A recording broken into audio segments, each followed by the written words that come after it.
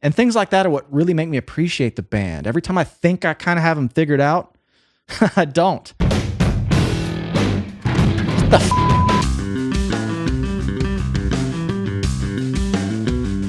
What's up, guys? Welcome back to Low End University. Shake Hands with Beef is from Primus's fifth studio album, Brown Album, released in 1997. In my last video on John the Fisherman, I said I was going to choose my Brown Album song debut from the comments of that video.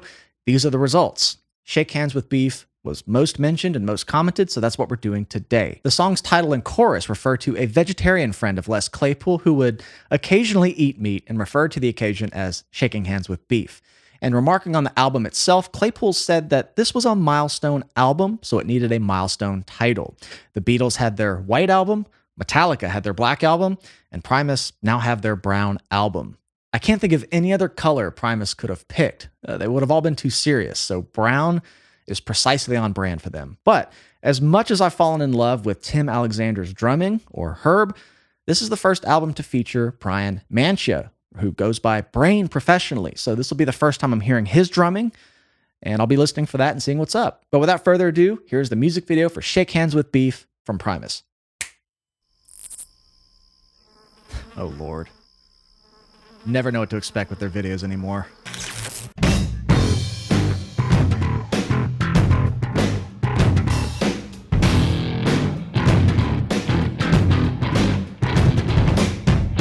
It's so syncopated.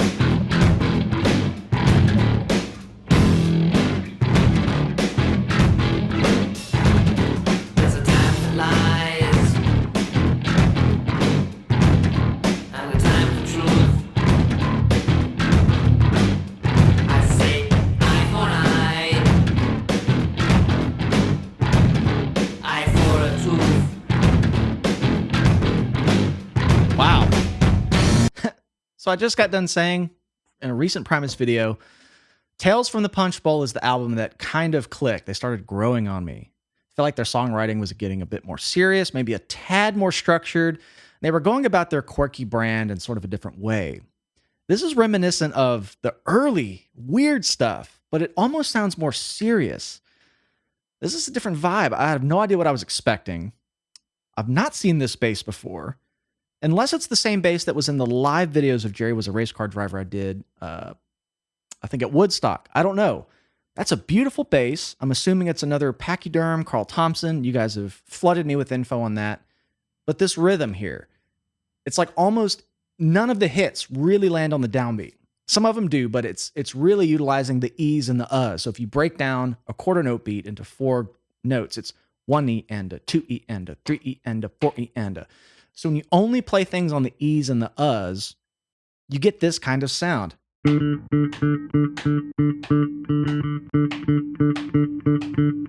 This kind of thing, 1 E and a. And it's almost hard to bob your head to, but because they're putting so much space in that groove, it's got this airy, kind of funky feel to it, but it's not funky in the other ways I've heard Primus be. So this is definitely new. I'm kind of excited to get into these later records and see what's up. Let me hear it again right about here. He's lower than standard 5-string, or the 5th string.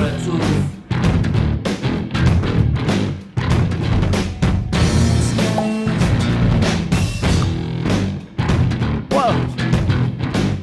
That's some true 90s special effects there. Sounds like we're going from E to D to G. Just kind of 3 notes. Simplistic note groupings, nothing quirky or dissonant. I haven't heard any dissonance yet. That's kind of maybe why this sounds different. But the rhythmic approach here.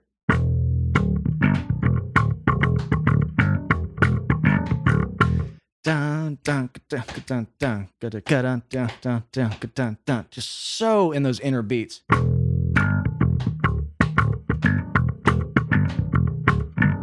Just kind of going around those notes. He's obviously slapping it. I've seen him both do thumb through, so this kind of thing. I've also seen him slap more traditionally.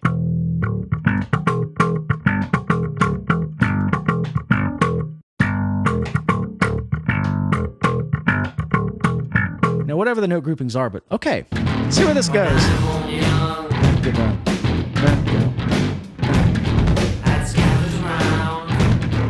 kind of have this effect on them.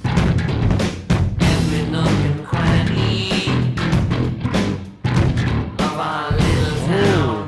Okay, he's adding a pop in there. I didn't catch that the first time. Like, again, it's on the inner beat. Sounds like it's on the so 1E and like that kind of thing.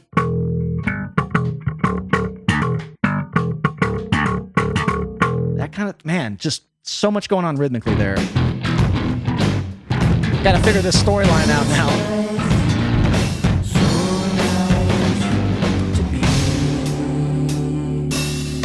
Is that a dominant chords?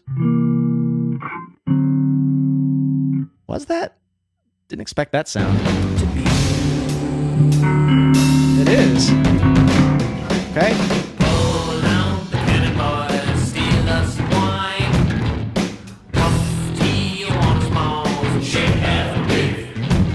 Shake hands with beef.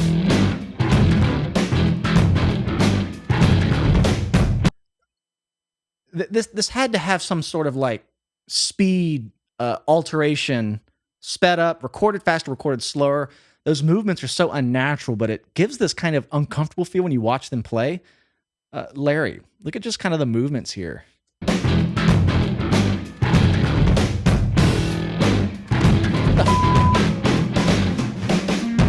She's so fine. She's so sweet. Mom and Pop, they raised her on huge slabs of meat. I'm hungry. Those look good right now. Go up to a B flat. Didn't go back to it there.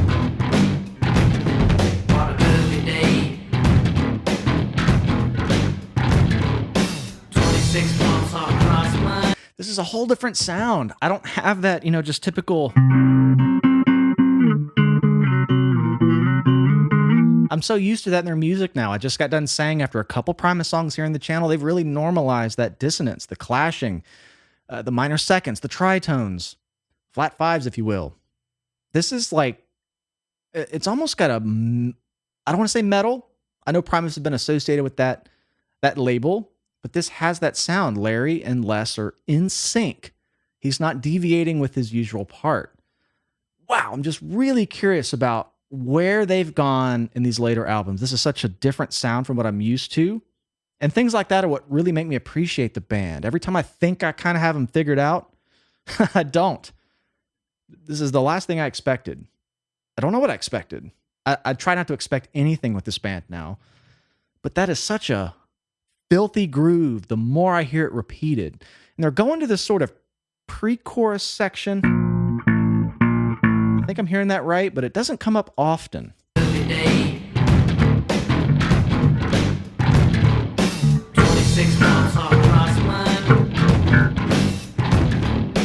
I'm not going to get it down. Right there.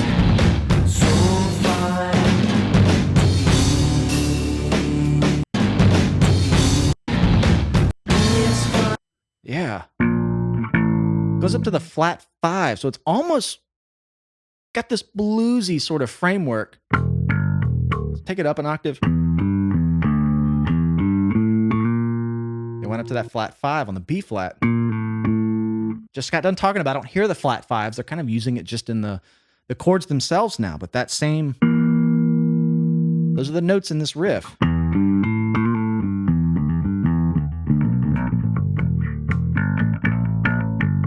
So it has a bluesy framework, but it doesn't have that sound. They're not leaning into that sound, but just, then it sounds like it went, okay.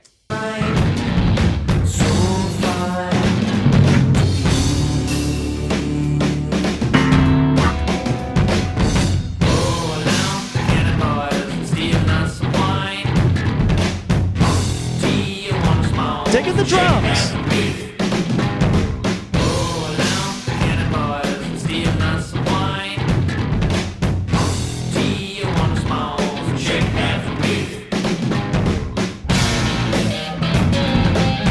goes. Flies away.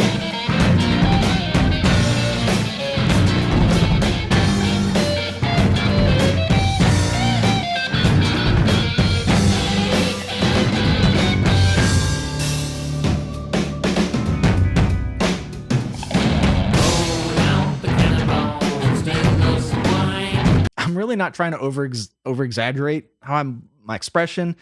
This is bizarre. I mean, what just happened? He flew away and went to the food. Now they're a part of this barbecue.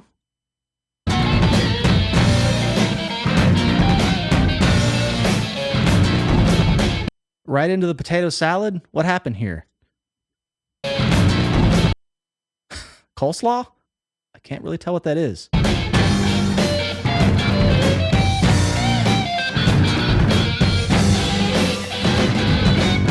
And he leans into the bluesy sound a bit here as well.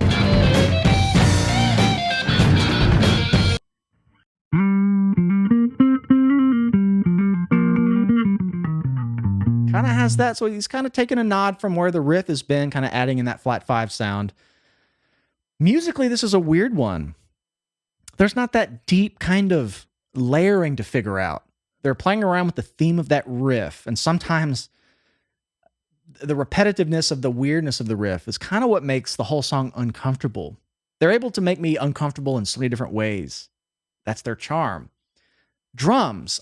This might be a weird song to make a judgment on what I think of Brain's drumming. I mean, he sounds like a fantastic drummer, really in the pocket, adding a lot of nuance, but this is kind of a weird song. It's very stapled to this groove they've established.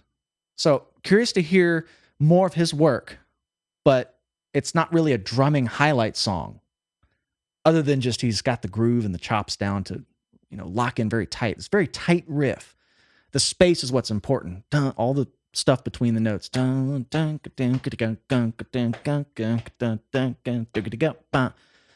That's a tricky little triplet thing he's throwing in there. I don't quite know where the placement is.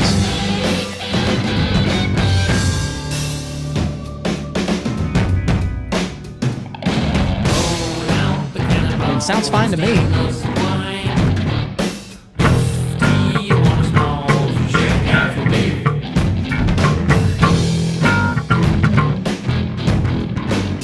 Okay.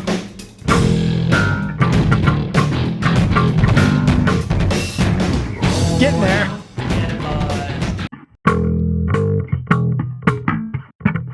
That triplet, I don't know how he's putting that in the rhythm.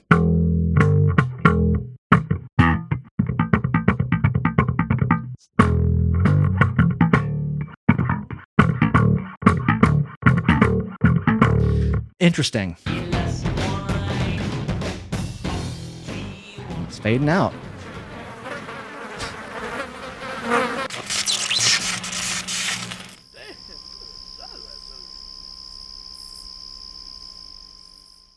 So I had to kind of sit here for a second and think about what I was going to say. I'm still trying to process this one. But there was quite the dichotomy with the tongue-in-cheek aspect of the music videos, which I've come to know. But then the song had this kind of serious, stripped-down nature that didn't have a lot to latch onto. Like, you couldn't ignore that infectious groove. Infectious grooves are actually on my list. And this is more of the rhythmic funk metal side, I think, of Primus. I think I've heard from the band. A lot of his lines we've done so far are funky. He's slapping. There's a lot of rhythmic nuance, but there's a lot of notes happening. This is kind of a restrained take, leaning in on the funk rhythms. Funk metal. That groove is a head bobber, but it's equally complex. And I kind of want to figure that out because double thump and the way he's incorporating those accents and ghost notes and triplets is something I got into a lot later in my bass playing career. But I'm just curious to see where he's laying those phrasings down. Because he's kind of doing this triplet.